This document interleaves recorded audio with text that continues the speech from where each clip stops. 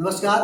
आज की परिचर्चा में आपका स्वागत है। आप हमारे चीफ गेस्ट हैं और हेलीकॉप्टर की आवाज़ भी आ रहा है। चुनावी सरगर्मियाँ तेज हो गई है। बहुत सारे एयरपोर्ट पर बहुत सारे हेलीकॉप्टर आ गया, भाड़े पर कहीं भी ले जा सकते हैं। घंटा वाइज चलता है हेलीकॉप्टर, जितना घंटा उतना लाख रुपये आपको देना पड़ता है। और कमर्शियल सब पायलट आ चुके हैं। चुनावी सरगर्मियाँ बढ़ गई है। उसी बीच में हमारे यहाँ पूजा पाठ भी है, बहुत सारे पूजा पाठ है। वंदना मैडम, आप क्या बोलना चाहते हैं, क्या कहना चाहते हैं? अभी हमारे यहाँ पर्व का दौर चल रहा है, जिसमें साफ सफाई भी बहुत अच्छे तरीक़ों से हो रहा है। स्वच्छता का वातावरण रहे, सूर्य का छठ पूजा भी आ रहा है, गोधन भी आ रहा है, दिवाली भी आ रहा है और हम लोग इससे सफाई पर ज़्यादा ध्यान देते हैं। और उसमें गोधन भी आ रहा है, जिसमें भाई का पूजा होता है। गोधन में भाई और बहन का एक दूसरे का पूजा किया जाता है, भाई के लिए ही पूजा की जाती है। ऐसा भाई का है कि उम्र आयु बढ़े और हम लोग बीच में आगे चल करके छठ पूजा भी कर लेते हैं। इसमें हम चाहते हैं कि सब पूजा पाठ भाई बहन का, छठ का, दिवाली का बढ़िया से हो और हम लोग मिलजुल करें और सफाई से वातावरण को यानी भाई बहन का कोऑर्डिनेशन बना रहे, इसके लिए भैया दूज या बहुत अच्छा। बड़ा इंडिया का कल्चर एक विचित्र है। मैम, छोटी दीपावली बड़ी दीपावली सुनते रहते हैं, थोड़ा सा डिटेल्स में कुछ बताती। सर, जो दीपावली है 5 दिवसीय पर्व होता है। पहले तो आता है धनतेरस। धनतेरस कार्तिक मास के त्रयोदशी के दिन मनाया जाता है।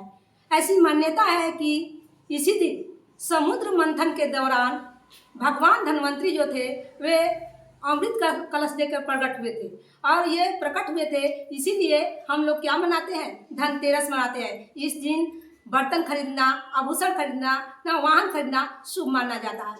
उसके ठीक दूसरे दिन छोटी दिवाली आता है, जिसको हम नरक चतुर्दशी भी कहते हैं। ऐसा मान्यता है कि इस दिन कृष्ण भगवान जो थे वे एक राक्षस था नरकासुर, उसको वध किए थे और इसी के उपलक्ष्य में हम नरक को अब साफ कर देते हैं, पूरा सब गंदगी को साफ करके और फिर दिवाली मनाते हैं। तो दिवाली जो है वो किस लिए मनाया जाता है? ये इस दिन रामचंद्र जी सीता और लक्ष्मण के साथ कहाँ आए थे? अयोध्या आए थे। पूरा अयोध्या जो था वो दीपों से जगमगा उठा था। तो दीपावली का मतलब ये है कि हम अज्ञानता को मिटाकर अपने अंदर ज्ञान फैलाएं, अपने अंतरात्मा में ज्ञान फैलाएं और बुराई को हटाकर अच्छाई अपने मन में भरें। इसके ठीक तीसरे दिन मतलब सुबह एक आता है गोवर्धन पूजा। गोवर्धन पूजा में यही होता है कि जो इंद्र भगवान थे वो पूरा क्या कर देते हैं, पानी से पूरा ये गांव को भर पानी से ये कर देते हैं, मूसलाधार पानी हो जाती है। क्रोध में आकर ऐसा कर देते हैं। तब कृष्ण भगवान की याद करते हैं कि अपने तर्जनी उंगली पर गोवर्धन पहाड़ को उठा लेते हैं, अपने पूरे ग्रामवासियों और गायों की रक्षा करते हैं। इसीलिए हम गोवर्धन पूजा मनाते हैं। उस दिन हम एक लोटा का गोवर्धन पहाड़ बनाते हैं और विधि पूर्वक उसका पूजा करते हैं। इसके बाद आता है भैया दूज। भैया दूज का मतलब ये होता है कि बहन अपने भाई के लिए लंबी उम्र की कामना करती है। ऐसा मान्यता है कि उस दिन जो यमुना थी वो अपने भाई यमराज को भोजन के लिए बुलाई थी और यमराज उनके घर सहस्त्रपूर्वक वहाँ गए और उनका भोजन ग्रहण किए और ऐसा बोले कि जो भाई प्रत्येक वर्ष भैया दूज के दिन अपने बहन से भोजन ग्रहण करता है उसका फल क्या होता है, आयु लंबी होती है। और इसके बाद आता है छठ पूजा।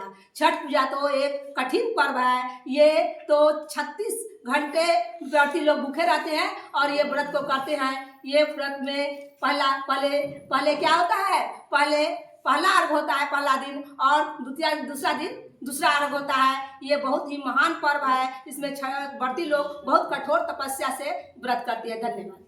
बहुत अच्छा मैडम, इसमें सफाई का क्या मतलब? आज जहाँ जिस घर में हम लोग जाते हैं कहीं ना कहीं सफाई, इधर सफाई उधर सफाई, क्या सालों भर सफाई नहीं हो सकता है? इस दिन विशेष रूप से करते हैं। अभी हम साइंस सेंटर से आ रहे हैं, वहाँ भी हो जो कैंटीन था पूरा एकदम सफाई अभी कर रहे होंगे कि क्या? आपको तो अभी करके बाद में तो सफाई पर लोग क्यों ध्यान देते हैं? पर डे नहीं, मेरे समझ से पर डे सफाई होना चाहिए। आपका क्या राय है?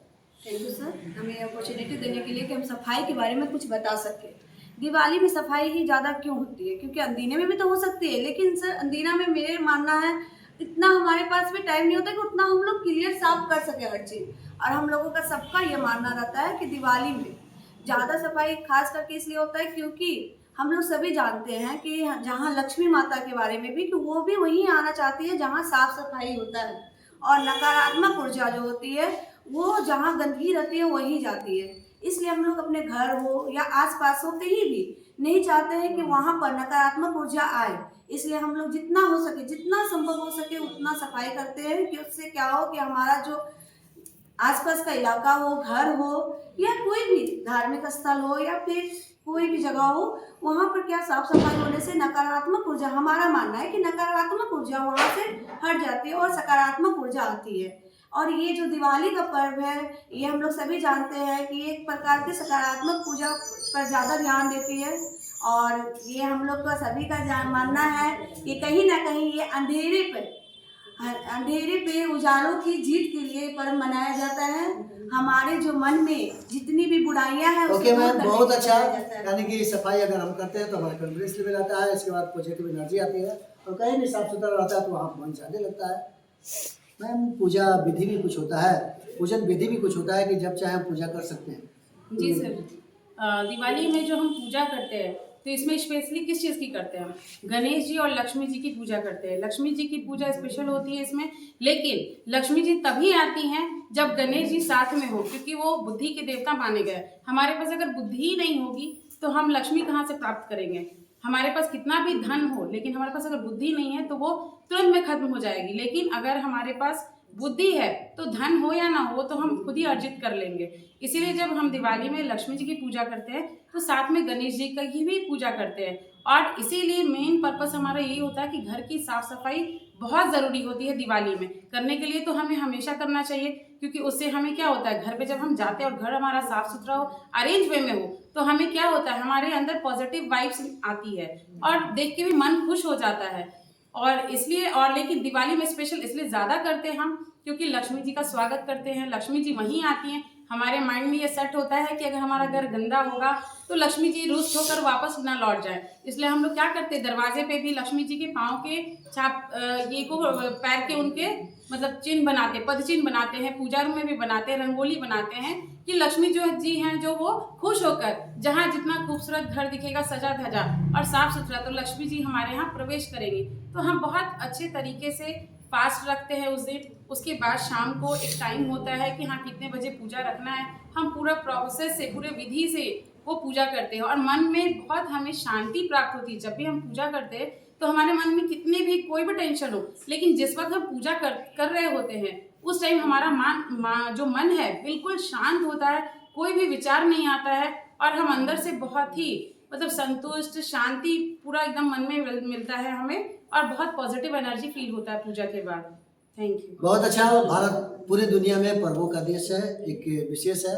यहाँ नदी, झील, झरने, पर्वत, पहाड़ की भी हम पूजा करते हैं और कंट्री से अलग है। तो आइए हम सब लोग एक बार थैंक्स अपने इंडिया को कहें कि हमारा इंडिया रियल में 2047 नहीं बल्कि और विकसित हमारा इंडिया पहले हो। सब लोग तन धन मन से लगे और हमारा इंडिया बहुत आगे। सब लोग कामना करें, दुआ कीजिए। आप सभी यहाँ समय दें, बहुत बहुत थैंक्स, स्पेशल थैंक्स। एक बार अपने देख लें।